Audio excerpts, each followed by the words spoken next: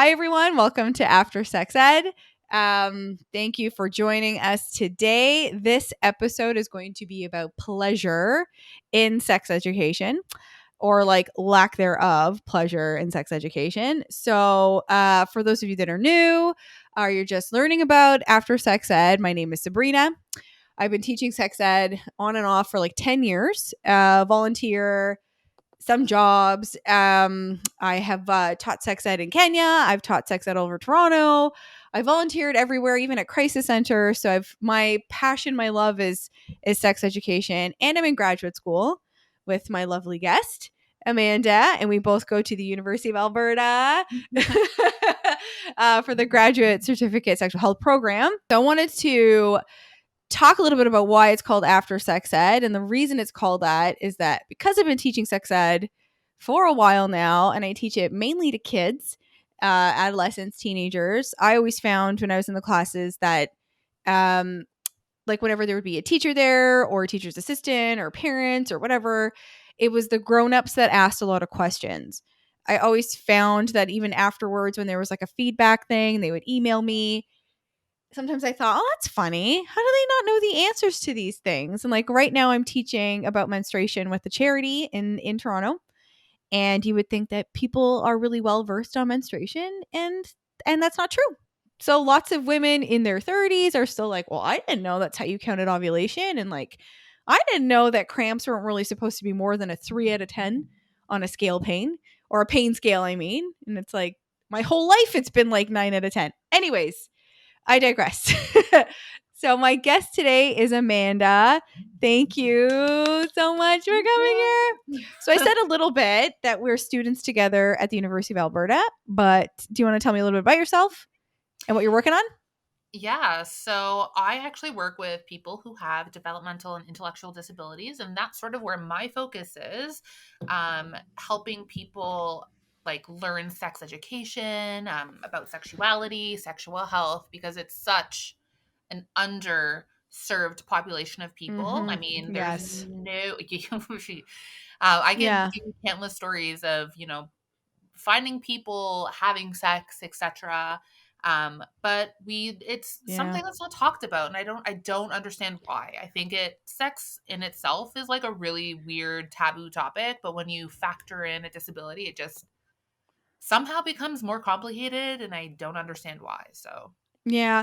I mean, even for people that aren't like, God, I can't find the right words. Because you work with people that have disabilities, you're saying, even yeah, people that are able-bodied, like sex generally isn't discussed thoroughly enough. You know yeah, what I mean? yeah, So like I could see different populations that people would find like a challenge, that they would find challenging to talk to, like just yeah. being completely ignored and be like, you know what, Well, forget it.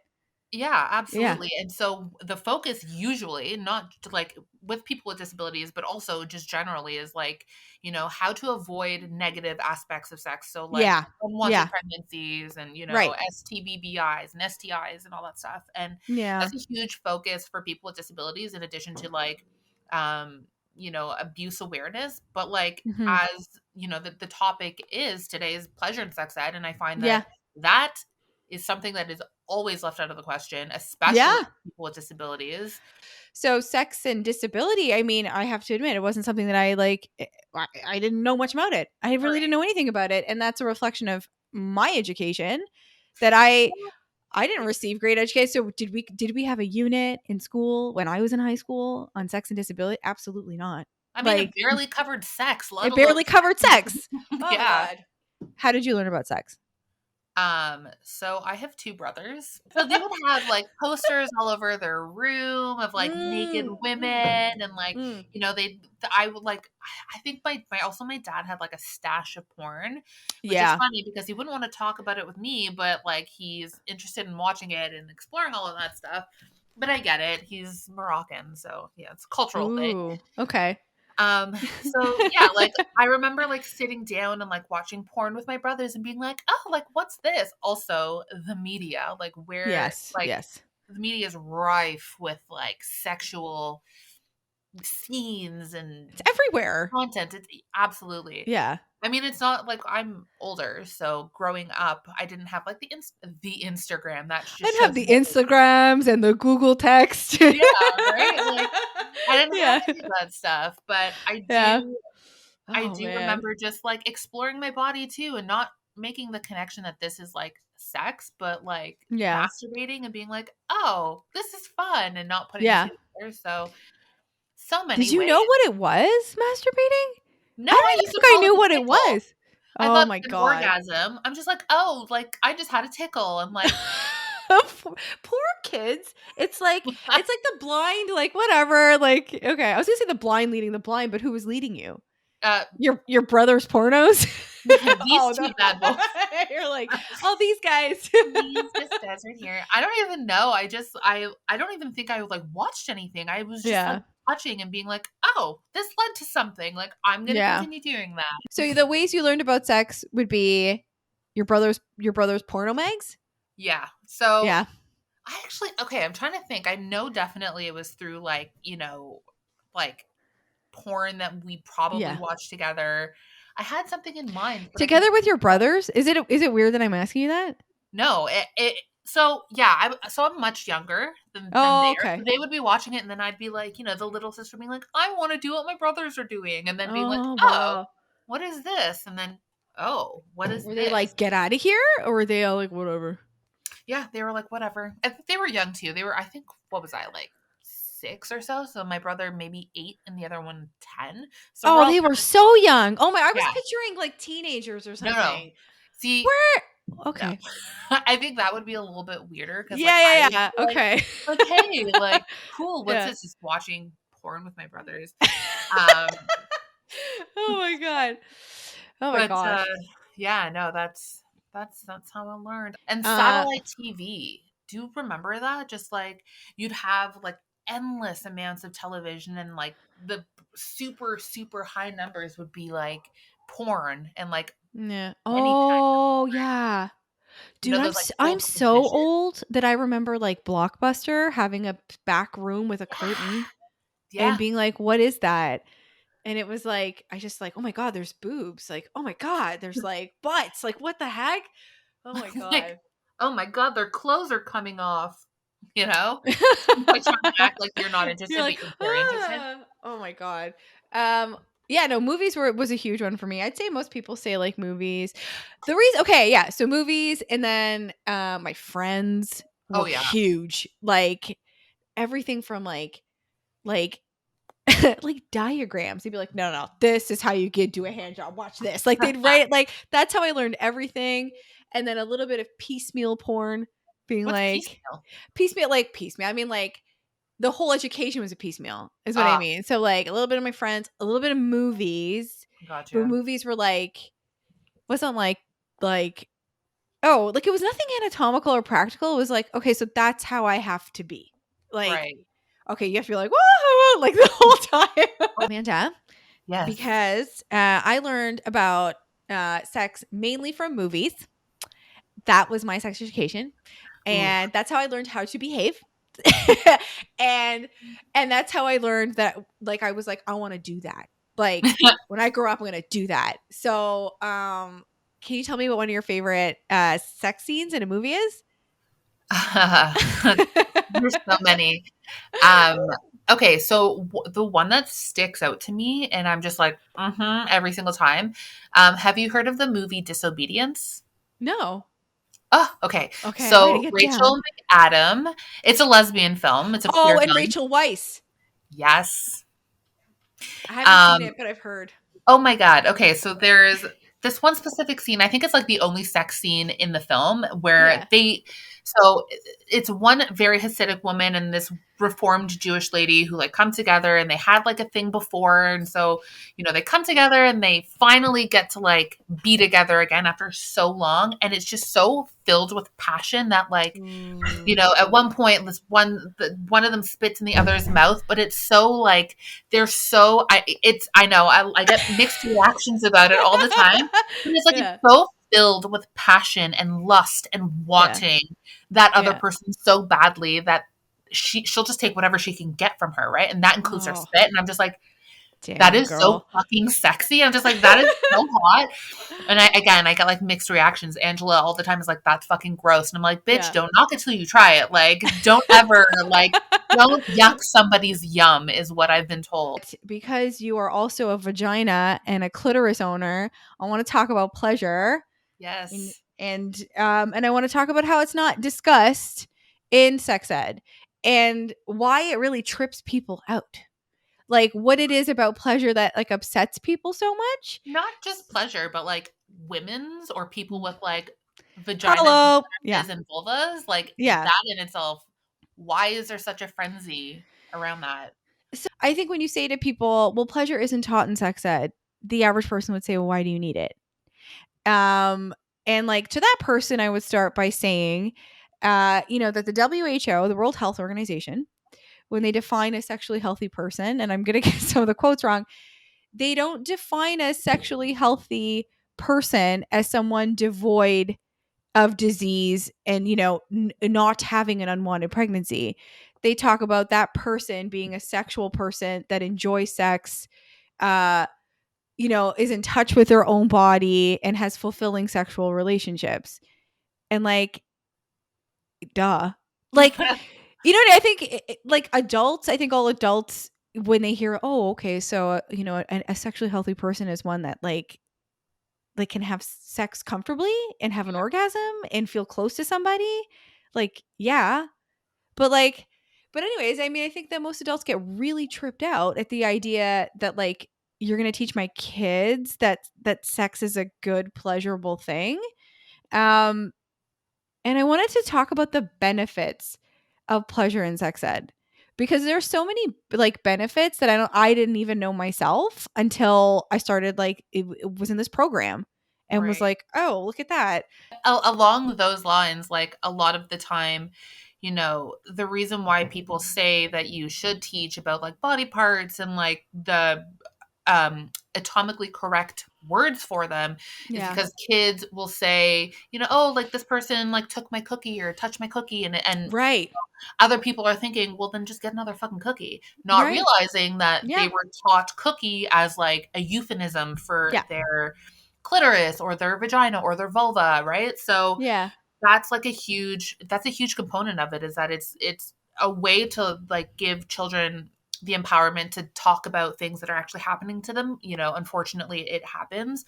So Yeah. giving them the words and the language to use, but like also kids are sexual beings, right? Like Yeah. you explore like I know that when I was like 5 years old, I was fucking definitely exploring my body and like, I but have it a was something where, 4-year-old. It's yeah. like you can't keep this kid's hands out of his pants. He Oh wants to know my, what is this, yeah. My nephew's constantly diggling his like penis. And I'm like, dude, Yeah. like, not the Yeah. time. We're at the park. Like, put it away. Like, I know. like, just don't fucking do that.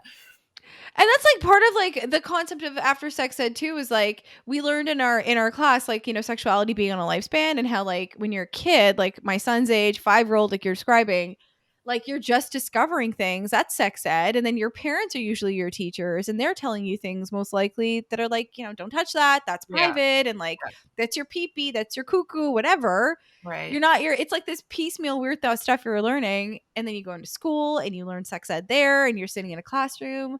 And anyways, I digress a bit because then you turn into adult and your education stops. And Yeah. then And you're so does like, your pleasure because you're like, what like, this is not for anything, right? yeah, Like, this yeah, is for pee or like menstruation or if, right. whatever. We're barely allowed to talk about menstruation. Don't even get me Yeah. started on that. But I wanted to say something too because teaching sex ed, I remember trying to explain it to an older person once, and I'm old already. I'm like an elder millennial, but somebody older than me, like a boomer, because I think sex positivity freaks them out, like those words. Yeah. And I was saying like, sex positivity can have different meanings to different people, and it's like working on a better relationship with sex and all this stuff, and it's about autonomy and owning your body. But I remember saying that, if you're a sex educator or if you're a parent, and everybody's in agreement that rape and sexual assault, sexual abuse against children is terrible. We don't want this to happen. We want them to have the language. We want them to come to us. And I was like, if you don't explain to them what feels good, they don't understand they don't understand what feels bad. Yeah. You know, Yeah. you have to give them the equipment. You have to give them the language to be like, because if you never talk about pleasure, can you imagine not knowing that it could, like, if someone touches you there, it would feel good? Do you know Yeah. what I mean? Yeah. And for a lot of kids, like from things I'm reading, there's a lot of confusion there. That's the first time they ever learned, oh my God, you can feel good there, you Right. know? And it's interesting because, yeah, you said that a lot of parents want their kids to come to them, but like, how are they supposed, like, if you're never talking about it and like Yeah. you're not open and you're not creating that like open space for dialogue, Yeah. your kids aren't going to come to you. They're going to feel like, especially if you're saying, "Oh no, like put that away, put that like Yeah. that's not good, that's not good." They're constantly getting that message. Right. Then when if they do experience a sexual assault or molestation or abuse, they're going to be like, Mhm. "Oh, well, this isn't something that I should talk about," right? So you're further Right. perpetuating the like you need to be silent and don't talk about it and like keep it to Mhm. yourself. That's a problem. I mean, we're so surrounded by this in sex education, and then I don't know if you get the same problem that sometimes I assume the people around me know what I know. You Yeah. know, and they Yeah. don't, and then you're kind of starting from scratch again, and you're like, "Oh god, like, you're not around this a lot." But, like, when you tell kids, sex is dirty, when you tell them, those are dirty thoughts, when you tell them it's gross and it's bad and it's embarrassing, then sexual assault is sexual in nature. Yeah. They think you're talking to them. Like, Yeah. and if you're talking to a room filled with, 30 kids, statistically, there's a good percentage in there that have already been abused. Right. And that's why it's so important to be able to talk about pleasure and talk about sex in a non-shameful way. To Right. say, like, it's okay to feel good, like, this is your body, you Yeah. decide, not your community. Not Right. like, Your ah, religion or your parents or your yeah. friends or the media or your fucking Instagram. You Yeah. decide. God. Something I wanted to bring up too, and I'm so chatty, is I our like it. PsyCan survey thing. I remember reading, because I'm a new parent. There was like they had asked kids, do you want to talk about sex to your parents? And it was super high. It was like 93% Yeah. said, did that not shock you? So 93% of students said, I do want to talk to my parents about sex. I was a little shocked. Yeah, I because was it was just like stunned. most teenagers don't want nothing to do with their parents. I know when I was a teenager, the Mhm. last thing that I wanted to do was sit down and have a conversation about sex, sexuality, and sexual health with my parents. Yeah. Specifically my father. I love him to death, but like Yeah. super Yeah. weird.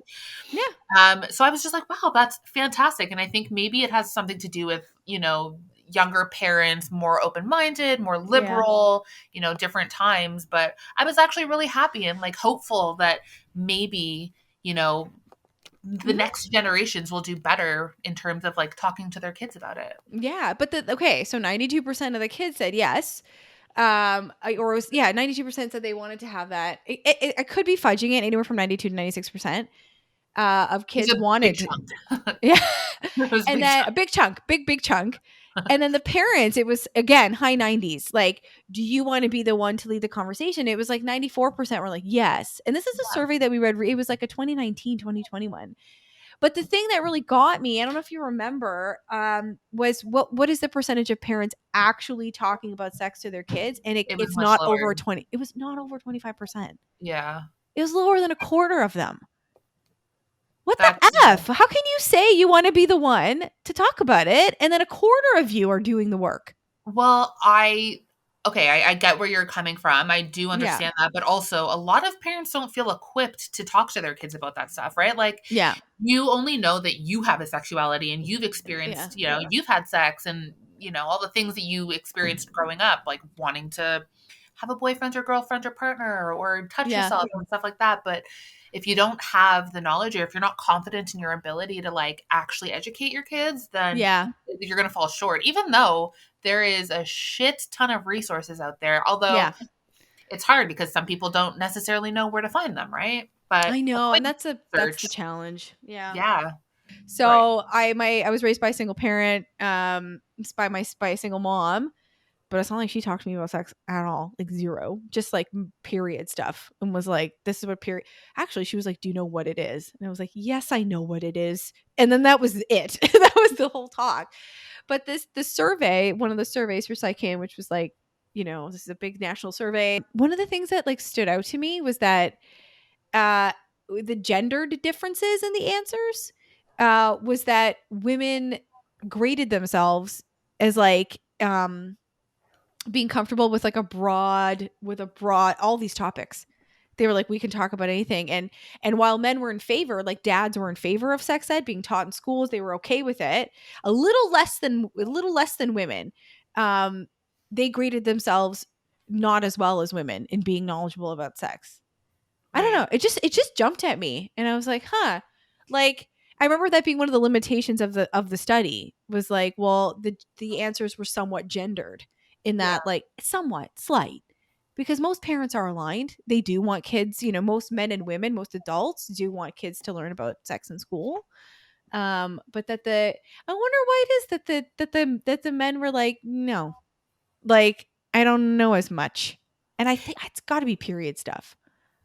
Yeah, I feel like there's a lot of stuff that like men just don't have knowledge of or like responsibility for. So feel like a lot of the times, contraceptives, like Yeah, women bear a lot of responsibility when it yeah, comes to sex, like hmm, pleasure, men just in and out, right? Like women yeah, have to work harder to get off, right? yeah. So there's a lot of things that I think women shoulder the responsibility of when it comes to sex, which is why men are probably like, oh, I know, which right? is unfortunate because like why is it there's two people who are involved in sex, right? So we're talking heterosexual sex, but Yeah, like yeah. why is it just one person who bears the responsibility of pretty much everything I know.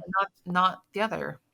Communication, like if you talk about it and you're like, oh, this is like what really oh, that's what I was gonna say, this is what really turns me on, or like this is what's gonna like get me there. But a lot of people, especially women, again, are like told to not really talk about what they find Yeah, pleasurable or what they really enjoyed during sex. And it's just like you should just be grateful for like what I'm giving you. And it's like, yeah.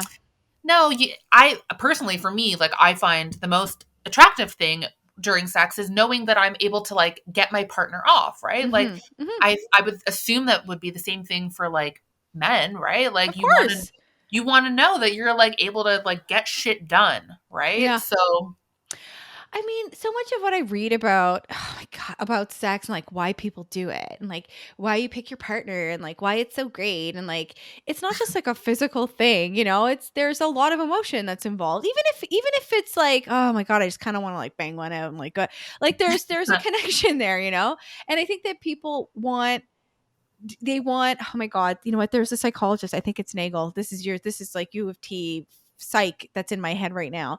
He talked about reciprocity a lot, and I remember in this one study he was saying that human beings like having sex, healthy sexuality is defined by reciprocity. They want to be matched, like they want their emotion to be matched back to them, like, and isn't part of the fun, like, yeah, I feel great, but like look at this person, like, oh my they're god, feeling I'm great too. so good too. Like oh my That's god. that's hilarious. Oh my gosh. Okay, so let's talk about pleasure. And I'm the one who keeps digressing because it's not taught in schools, No. and I think people have a hard time understanding why it's so important that it's taught. And we even talked about it a bit now. Like it hurts adult sexuality like a lot. Yeah. And when you groom, and I'm saying the word grooming purposely, like when you groom people into thinking that sex is dirty and shameful, and there's like, it's particularly pertinent for women because we're not talking about the clitoris, we're not talking about orgasm. So Yeah. like, when women and men have sex, like a sex education is pretty heteronormative. Like when they talk about intercourse, they're talking about penis, vagina, and And like, it's gendered. yeah, and cisgendered. And so when they talk about sex, they talk about sex in a risk based way. There's a word Right. I'm looking for and I'm missing it. But like, um, it's just about not getting an STBBI or an STI or an STD and not getting pregnant. And that's it. So Right. it's not about feeling good and having pleasure. So when you think about sex in those terms, well, sex is about avoiding disease and sex is about not getting pregnant. They're only talking about penis, vagina, intercourse. They are not talking about the clitoris. Like if you make the focus of sex that and not pleasure, you don't really have to talk about the clit at all. Right. Do ya? And like they don't. Yeah. It's definitely something that's very much so left out of the conversation. And Yeah. it like kind of comes off as like a little purposeful, right? Where Yes. it's like, Yes. we don't want to talk about that. We kind of want to like scare you away from like actually Hmm. enjoying sex so that Yeah. you know, like there's less a chance of you getting pregnant, or there's Yeah. less a chance of you know, getting an STBBI or an STI or anything like that. And it's like, well, that's a part of it. That's a very, very small part of Small. it. But then there's so many other things that like encompasses sex, right? So Yeah. It fuck is man. purposeful.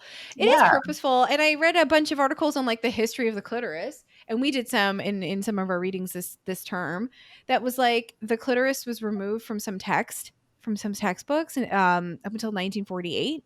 I think it was in like the Grey's Anatomy. It wasn't there because it was considered immoral.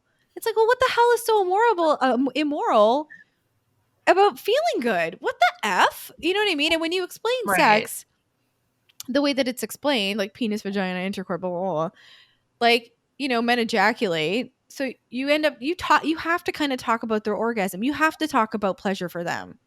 For And if men. you're going to be, for men, yeah. And if you're going to Yeah. be reductive in this way and talk about sex this way, you're never going to talk about an orgasm for a woman. I think it's extremely purposeful that they keep Well, leaving this is out. that like is that like I find that perhaps it's like a sort of Puritan idea, right? Where Hmm. like men are they hold the seed, right? And so Yeah. their orgasm produces life. Yeah. Whereas, like, what does an orgasm do for a woman? It's not necessary, right? Well, that's where like female like genital mutilation comes in, where it's Yeah. like pleasure isn't purposeful. It's Right. meant it sort of negates away from the whole purpose of multiplying, right? Be fruitful and multiply, whatever the Bible or Yeah. Torah or says. And so the whole aspect of it is just like male focused and Yeah. or like penile focused, where that their orgasm is extremely important and Hmm. female orgasm is not at all important because what's the purpose behind it? There is no purpose Right. behind it besides pleasure. Right. And like the clitoris is the only organ on a human body that's its only function is pleasure. Like how fucking dope is that? That's Ah, amazing. Like yeah. why are you leaving that out? Like don't you think that's important for young women or clitoris owners to know? I would like to know why Uh, like yeah. but anyways, my can you imagine reframing sex education from not from like penis vagina like preventing pregnancy but reframing it from a pleasure standpoint, Oh my then god. like holy crap, the Everyone would be so exploration of interested. pardon. I was gonna say everyone would be interested in it except for like, the people who are all like, "Meh, don't have sex for pleasure." Yeah, exactly.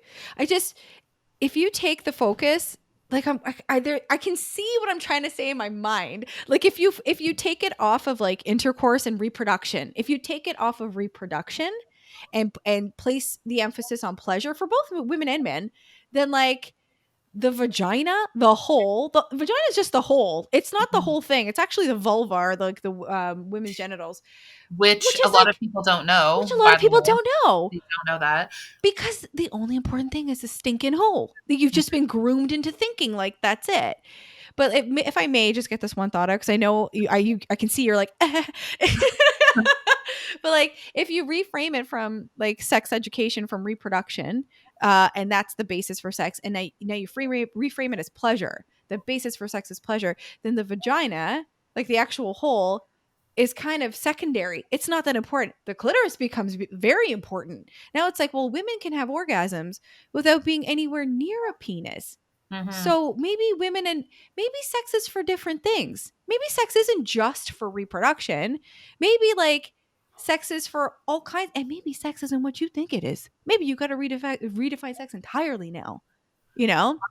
If you reframe sex from being, vaginal based to clitoris based, that Yeah. completely reframes what sex is for a lot of people, considering a lot of people don't orgasm through Yeah. vaginal intercourse, right? Or Yeah. vaginal penetration. So, yeah, Yeah. that absolutely fucking changes shit with 180, 360, whatever 180, there is. 180. Yeah, Yeah. 180. So it Yeah. totally changes everything. You know what I think a lot of people don't know, again, because we're sex nerds, is that the female orgasm's been like researched for so long, and like early, like, well, you know, you're a psych major, so you jump in and you tell me if I'm wrong, but I'm pretty sure it was Freud and like his early counterparts who did the whole mature and immature orgasm thing. Yeah, he was a weird person. He's, you know, he sucked. Yeah, he Like, was kind of a fucking yeah. douche. Yeah, he had some issues. He had some He major did. issues. He was Yeah, wildly misogynist. He was racist too, wasn't he? yeah, he's a Yeah. piece of shit. Like, yeah.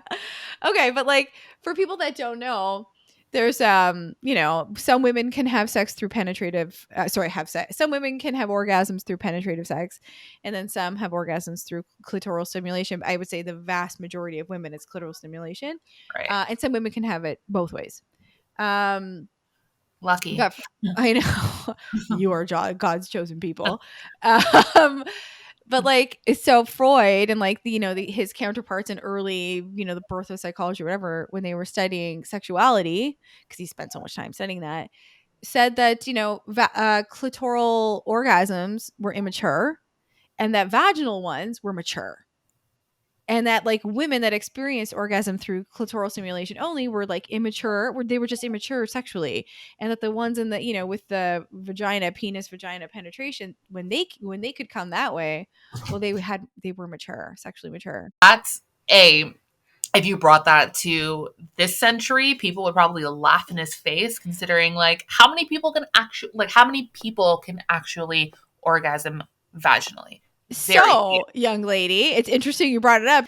Okay, I'm going to read it. It says, during the Yeah. sexual revolution, women fought hard for the right to have the clitoris recognized as a site of legitimate pleasure. Until the late 1960s, it was assumed, largely due to the influence of psychoanalysis, that vaginal orgasm represented maturity and clitoral orgasm represented immaturity. Studies by medical doctors as recent as 2011 still argue this. See Costa and Brody and Weiss. Still more women were expected to prioritize phallic male pleasure over anything clitoral. Anyways, I feel like Brody's the one here. His name keeps coming up. I gotta find you.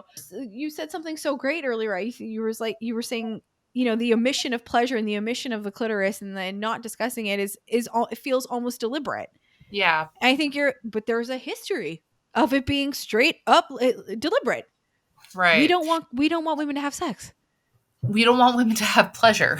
Yeah. We want women to have sex for reproduction and, you know, because there's not enough people on this earth already destroying it, but we want people to completely negate we want women to completely negate their pleasure. And I feel like it's, you know, it boils down to the patriarchy. And I don't like, you know, bringing this all up, but like, you know, girl, I love that you bring it up. You bring it up. Men are always at the top and like their pleasure is what's important. And, you know, all the things that they can do and blah, blah, blah. Men are so great, blah, blah, blah. But then like, you know, what about women? Like like we fucking birth life, right? Like it's more than just, I don't know, we're better than men.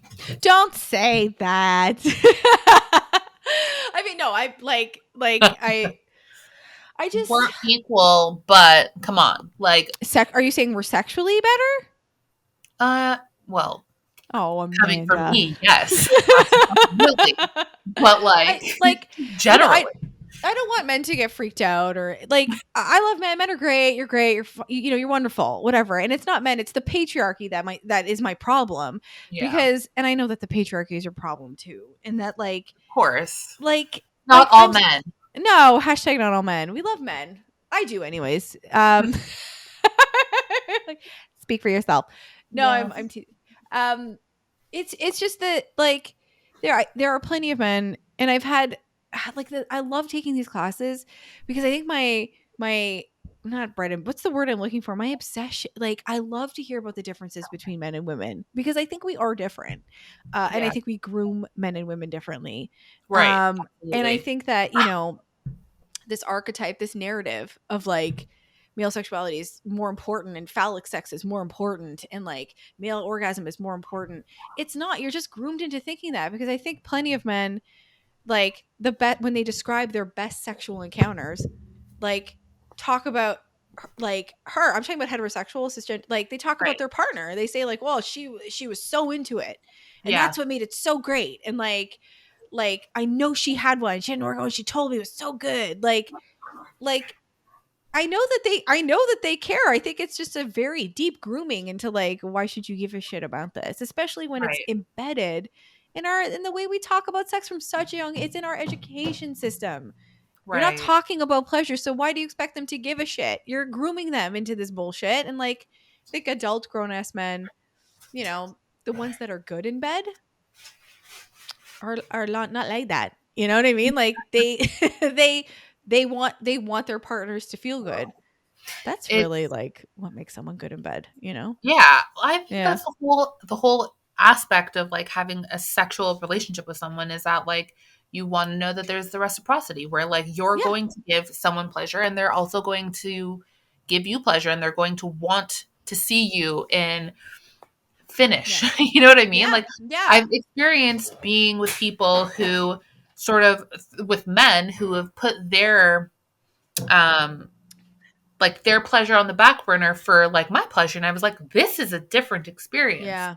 Then there's something to be said about those types of people because like those Yeah. they're very few and far between, but Yeah. you know, we love them because And who I think does men that? yeah, and I think men need to hear that it's like I would agree with you. They're not that common. So No, like not even that's on remotely. you, guys. That's not on us, you Yeah. know? Make your people come. I That's know. just important. If you make them come, they will come. Yeah. Obviously, they'll just keep coming. Bye from Sabrina after sex ed. Bye.